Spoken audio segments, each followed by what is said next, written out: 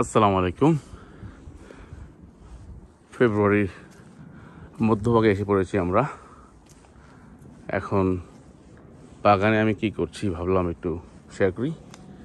বাগানটা একদমই খালি খালি লাগছে। যে কাজটা করবো আজকে, আপনি ডান পাশে দেখতে পাচ্ছেন জায়গায় জায়গায় বিভিন্ন কাগজ দিয়ে ঘোরা। এটা কেন করেছি, কী কারণে করি, এটাই আজকে শেয়ার করব। আসলে এই মুহূর্তে যারা লাউ গাছ, সিম গাছ করেন, বেড তৈরি করাটার মূল সময়। এখন করে রাখলে আগামী 2 মাসের মধ্যে বেডের মাটিটা পুরোপুরি রেডি থাকবে। এবং রেডি মানে আমরা সাধারণত করি কি, যখন মাটিগুলো কিনে আনি, সাথে হর্স ম্যানুর বিভিন্ন রকমের সার মিশিয়ে দিই, ওটা কিন্তু মাটির সাথে মিশতে সময় লাগে, তাই না? তো সঙ্গে সঙ্গে ছোটোটা চারা দিই, তো চারাটা কিন্তু রিয়াকশান করে।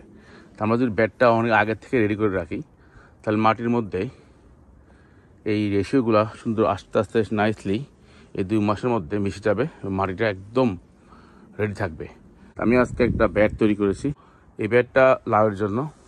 তো আমার বাগানে অনেক পাতা থাকে, অনেক পুরনো গাছের ডোকা ডোকা থাকে, এগুলো আমি সেভ করে রাখি। তবে মনে রাখবেন যাতে আক্রান্ত গাছের না হয়, একটা পরিষ্কার ভালো গাছেরগুলো হয়ে রাখতে পারেন। রোগাক্রান্ত গাছগুলো আপনি ব্যবহার করবেন না। এই যে দেখেন, এখানে ব্যাটটার মধ্যে আমি সবগুলো দিয়ে দিয়েছি এভাবে। এগুলো নাইসলি মরিচ টরিচ যা আছে সব দেখেন দিয়ে দিলাম। তারপরে এভাবে একটা কার্ডবোর্ড দিয়ে কভার করে দেবো। এর আগে নিচে আমি কিছু বিভিন্ন আমরা যে শাকসবজি খাই, ওগুলো সেভ করে রেখেছিলাম, এখানে রেখে দিলাম।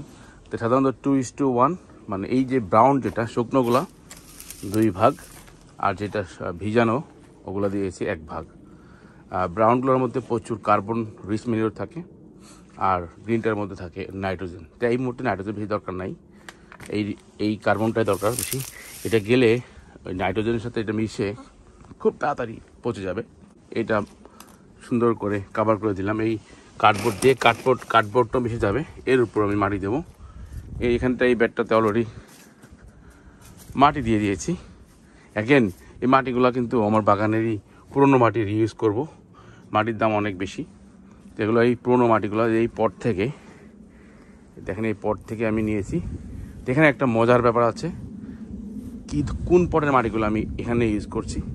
দেখেন এখানে গত বছর আমি খুব ভালোভাবে খেয়াল করবেন, এখানে সিম গাছ লাগিয়েছিলাম। তো সিম আমরা জানি যে বাতাস থেকে নাইট্রোজেনটা সংগ্রহ করে মাটিতে দিয়ে দেয়।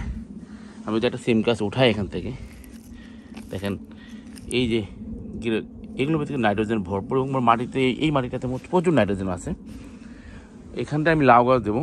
লাউ গাছ সাংঘাতিক খাতারনাক উদ্ভিদ, মানে প্রচুর নাইট্রোজেন তাদের দরকার, প্রচুর খাবার দরকার। তো এই মাটিটা আমি এখানে দিয়ে দিয়েছি। তার মানে কি, কয়ের তেল দিয়ে কই ভাজা যা ছিল ওখান থেকে আবার হচ্ছে। তো এখানে একটা দিলাম, এইটাও চলে যাবো ওখানে। দেওয়ার পর এভাবে রেখে দেবো, বাট রেখে দেবো না অ্যাকচুয়ালি, বললাম না এই মাটিটাকে অর্গানিকভাবে কীভাবে আমরা ডেভেলপ করতে পারি। তো এর উপরে আমি এখন গ্রিন ম্যানুর ছেড়ে দেবো। গ্রিন ম্যানুর হচ্ছে এক ধরনের সবুজ ঘাস, হতে পারে সরিষা, হতে পারে মূলা, যেটা এখন হবে। তো আমরা যখন সিজন শেষ হয়ে যাবে, তখন ওই পাতাগুলো কেটে আবার দিয়ে দেবো, মাটির সাথে মিশিয়ে দেবো।